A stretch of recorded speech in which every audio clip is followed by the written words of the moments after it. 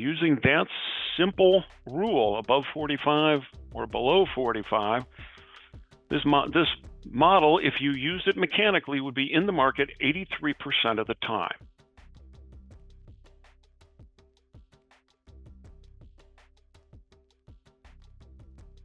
Now, the next thing that I want to go to is our Backtest Engine 2. You can get that either by going to Tools and going to Backtest Engine 2.0, or if you go to My Services and Backtest Edge, that's basically the same thing.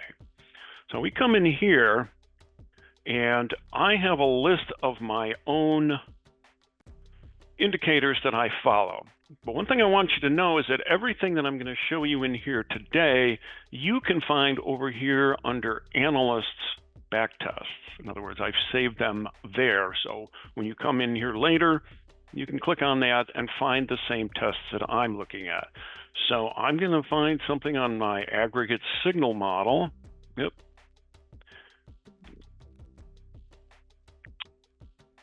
So here we see the test.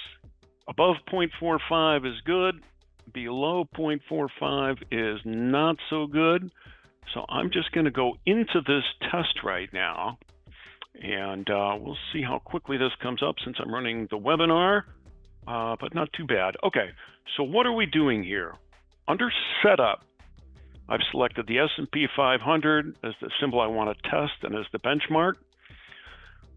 A technical note, when you're running this, when you come in here to backtest period, you can select 1 year, 2 years, so on and so forth. Just note that if you go down to the bottom and click Custom, you can put your own starting date in there. Then you give the test a name.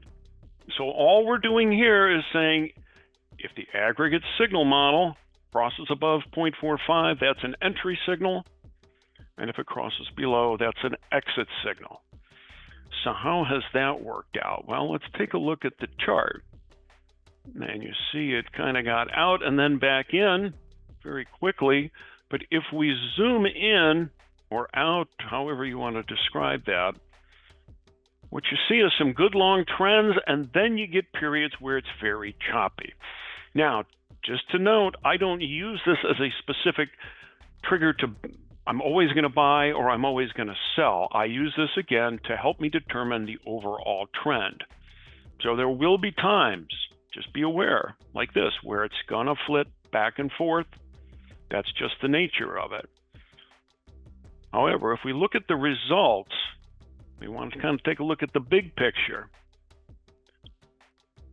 Using that simple rule, above 45 or below 45, this model, if you used it mechanically, would be in the market 83% of the time. So typically we want to be in the market if we can be. Average win of 41%, average loss of only 2.6. And here's the equity curve at the end of each trade.